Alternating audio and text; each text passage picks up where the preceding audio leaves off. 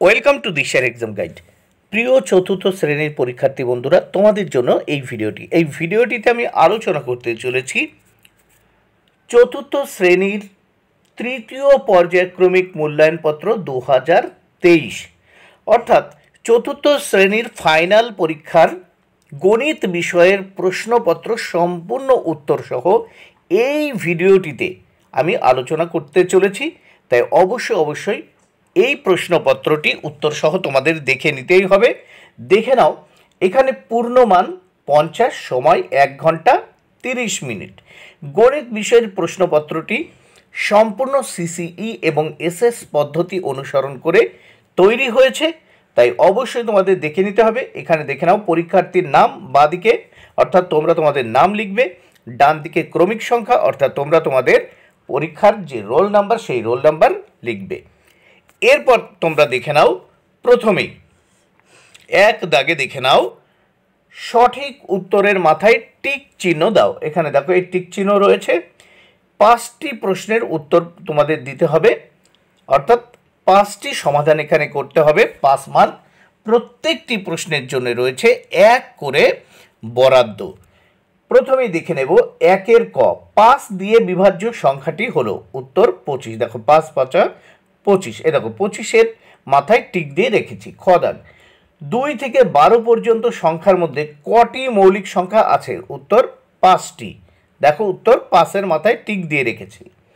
গ দাগ, একটি ঘনক আকারের বস্তুর উদাহরণ হলো উত্তর লুডোর ছক্কা।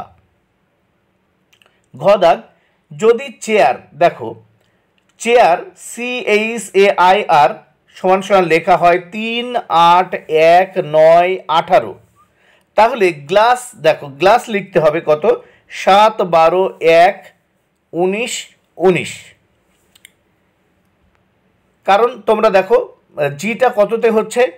তোমরা যদি ABCDEFG এইভাবে গুনতে থাকো তাহলে 7 নম্বরে হচ্ছে কত? তোমার জি। আর এলটি কত নম্বরে হবে? এল হবে 12 নম্বরে। এ তো তোমরা জানো প্রথমেই 1, তারপর এই এস হয় 19 নম্বরে, তাহলে দুটো পরপর এস আছে, কত? 19 19। তাহলে উত্তর হচ্ছে তোমাদের 7 12 1 19 19। এবার নেক্সট আমরা দেখব, দেখো উঙ্গদাগে কি বলেছে এখানে দেখে নাও। প্রথমে এই যে ঘরগুলো আছে দেখতে পাচ্ছ, এখানে ভুল চিত্র কোনটি আছে? দেখো ভুল চিত্র আছে কোনটি, এটি দেখে নাও। এবার নেক্সট 2 দাগে দেখব, শূন্যস্থান পূরণ করো। শূন্যস্থান পূরণ করো, দেখো 5টি শূন্যস্থান পূরণ করতে হবে। এর জন্য কত বরাদ্দ রয়েছে? 5 মার্ক। প্রত্যেকটি শূন্যস্থানের জন্য 1 করে বরাদ্দ। প্রথমে আমরা দেখে নেব 2-এর ক। যেসব সংখ্যার এককের ঘরে শূন্য থাকে সেই সংখ্যাকে 10 দিয়ে ভাগ করলে ভাগশেষ কত হবে? 0 হবে। খ দাগে দেখো 1 মৌলিক সংখ্যাও নয়, আবার যৌগিক সংখ্যাও নয়, তাহলে শূন্যস্থানে 1। গ দাগ, 3,5 হলো একটি যুগ্ম মৌলিক সংখ্যার উদাহরণ। শূন্যস্থানে হচ্ছে যুগ্ম। ঘ দাগে, যে ত্রিভুজের 3টি বাহুর দৈর্ঘ্যই আলাদা তাকে বিষমবাহু ত্রিভুজ বলে। শূন্যস্থানে বিষম। উঙ্গ দাগে দেখো এখানে প্রথমে 84 আছে, তারপর দেখো 72, তারপর 60, তারপর 48, 36, 24। দেখো যত ডান দিকে এসছে প্রত্যেকটা বৃত্তের ভিতর কিন্তু 12 করে কম হয়েছে। প্রত্যেকটা বৃত্তের ভিতর কিন্তু 12 করে কম হয়েছে, তাই শেষ যে ফাঁকা বৃত্তটি আছে সেখানে হবে 12, কারণ এই 12-র আগে আছে কত? 24, তাহলে এখানে 12 কম, তাহলে কত হচ্ছে? এখানে উত্তর হবে 12। নেক্সট আমরা দেখে নেব, দেখো 3 দাগে কি বলেছে? নিচের প্রশ্নগুলির উত্তর দাও। 3টি প্রশ্নের উত্তর করতে হবে। প্রত্যেকটি প্রশ্নের উত্তরের জন্য বা প্রত্যেকটি সমাধানের জন্য 4 করে, তাহলে 3 4-এ মোট 12। প্রথমে দেখে নেব ক দাগ, 3 দিয়ে বিভাজ্যতার শর্ত লেখো।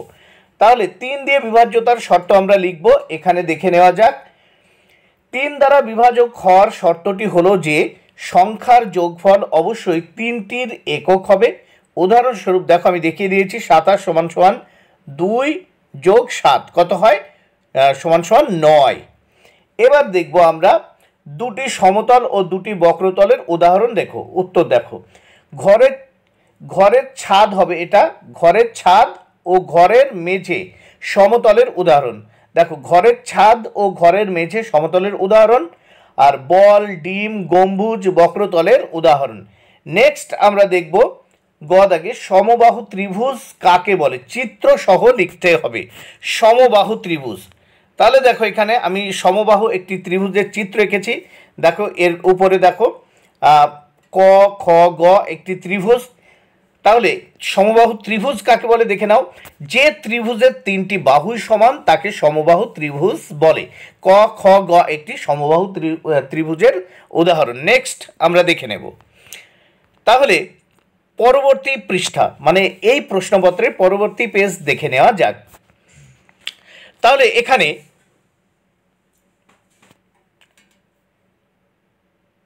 4 দাগে দেখে নাও। 4 দাগে দেখে নেওয়া যাক। সরলের মান নির্ণয় করো। ক দাগ এবং খ দাগের দুটো সরল আছে। এই দুটো সরলের জন্য 8 মার্ক বরাদ্দ, অর্থাৎ প্রত্যেকটির জন্য 4 করে বরাদ্দ রয়েছে। প্রথমে আমরা দেখে নেব ক দাগ, 4-এর ক, 72 ভাগ 8 গুণ 9 বিয়োগ 20। তাহলে 72 ভাগ 8, 72কে 8 দিয়ে ভাগ করব, কত হবে 9 নাম 8 নাম 72, 8 নাম 72, তাহলে 9 হচ্ছে। এবার এই গুণ 9 বসিয়ে দিলাম, তারপর বিয়োগ 20। এরপর দেখো 9 আর 9 গুণ করলাম, 9 নাম কত 81 বিয়োগ এই 20 সমান সমান কত হবে, 81 থেকে 20 চলে গেলে 61। নেক্সট আমরা দেখব খ দাগে 27 বিয়োগ, দেখো এখানে সেকেন্ড ব্র্যাকেট দেখো রয়েছে, এই ভালো করে তোমরা দেখে নাও। তাহলে 9 যোগ 2 গুণ ফার্স্ট ব্র্যাকেট 8 বিয়োগ 3। এবার আমরা দেখে নেব এখানে 27 বিয়োগ এখানে কত হচ্ছে, দেখো এই 9, তারপর এখানে দেখো গুণ 2, এখানে ব্র্যাকেটের ভিতর যেহেতু রয়েছে এখানে দেখো 8 বিয়োগ 3, এখানে কত হলো 5। আবার সমান সমান এই 27 এই বিয়োগ, এবার এই 9 যোগ, এইবার দেখো এই 2 আর 5-এর গুণ করলাম, 5 দুগুণে কত হলো 10। এরপর দেখো এই সমান সমান 27 বসালাম, এখানে 9 আর 10 যোগ করলে 19। এবার 27 থেকে 19 বিয়োগ করলাম, কত হলো 8। এবার আসি নেক্সট 5 দাগে আমরা দেখে নেব। 5 দাগের প্রশ্ন দেখে নেওয়া যাক। 5 দাগে কি বলেছেন, নিম্নলিখিত প্রশ্নগুলির উত্তর দাও।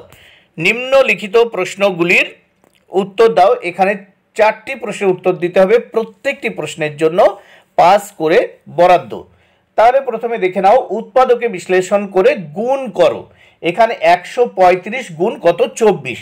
তাহলে এই 24কে আমি উৎপাদকে প্রথমে বিশ্লেষণ করছি, দেখো তাহলে 24কে উৎপাদকে বিশ্লেষণ করলে কত হয়, 2 গুণ 2 গুণ 2 গুণ 3, মোট হচ্ছে দেখো 2 দুগুণে 4, 4 দুগুণে 8, 3 8 24। এবার দেখো 135কে এই যে 24কে উৎপাদকে বিশ্লেষণ করলাম সেই উৎপাদক দিয়ে গুণ করব। দেখো উৎপাদকের প্রত্যেকটি ছোট ছোট অংশকে দিয়ে গুণ করব। প্রথমে এই 2 দিয়ে গুণ করলাম, কত হচ্ছে 135 দুগুণে 270। তারপর দেখো এখানে এই 2 এখানে নিয়ে আসলাম, একে গুণ করছি, কত হলো দেখো 270 দুগুণে কত হয়, আমরা গুণ করে বসিয়ে দিয়েছি একবারে এই 3টে একসঙ্গে, তাহলে কত হয় 2 0 0 27 দুগুণে 54 540। একে আবার এই 2 আর 3 দিয়ে গুণ করে মোট হয়েছে কত 3240। এবার নেক্সট আমরা দেখব খ দাগে, শিলা ও তার 8 বন্ধু মোট 225 টাকা গাড়ি ভাড়া দিয়ে বাড়ি ফিরল।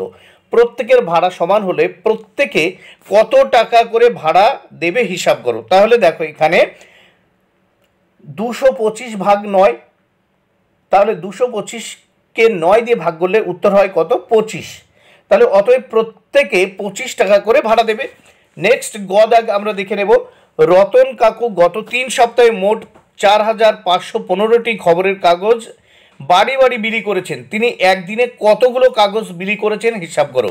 মৌলিক উৎপাদকে বিশ্লেষণের সাহায্য নিতে পারো। এখানে দেখো 4515 ভাগ কত 21, এই 21কে আমি উৎপাদকে বিশ্লেষণ করলাম 3 গুণ 7, 3 7টা কত 21। এইবার দেখো 4515কে 3 আর 7 দিয়ে আলাদা করে ভাগ করব। প্রথমে দেখো 3 দিয়ে ভাগ করলাম, এখানে কত হচ্ছে ভালো করে দেখে নাও। দেখো 3 অক্ষে 3, হাতে থাকলো 1, 3 5 15। তারপর এখানে দেখো একসঙ্গে দুটো সংখ্যাকে ভাগ করতে হলে প্রথম শূন্য নিতে হবে, 3 5 15, তাহলে 1505। এবার 7 দিয়ে একে ভাগ করব 1505কে, কত হয় দেখো 7 দুগুণে 14, হাতে থাকলো কত 1, এখানে এই শূন্যর আগে 1 চলে আসলে 10, তাহলে 7 অক্ষে 7, 10-এর থেকে 7 চলে গেলে কত থাকে 3, এই 5-এর আগে 3 চলে আসলো 35, 5 7 35, 215। তাহলে এখানে দেখো উত্তর এখানে আমি লিখে দিয়েছি। দেখো রতন কাকু একদিনে 215টি কাগজ বিক্রি করেছেন। নেক্সট আমরা দেখব, দেখো ঘদাগে কি বলেছেন, নিজের ভাষায় লিখে সমাধান করতে হবে। প্রথমে দেখো রয়েছে ঝুড়ির সংখ্যা, এখানে ঝুড়ির সংখ্যা 5, আপেলের সংখ্যা 25, নিচে বলছে একটি ঝুড়ি। তাহলে আমরা লিখে নিয়েছি যে 5টি ঝুড়িতে আপেল আছে 25টি করে, একটি ঝুড়িতে আপেল কটি করে থাকবে দেখো, তাহলে 25 গুণ ওপরে 1 বাই নিচে কত 5, 5 দিয়ে কেটে দিলাম, কত হয় 5 5 25, ওপরে কত হয় 5, তাহলে 5 গুণ 1 5 ওকে 5, 5টি, প্রত্যেকটি ঝুড়িতে কটি করে আছে 5টি করে।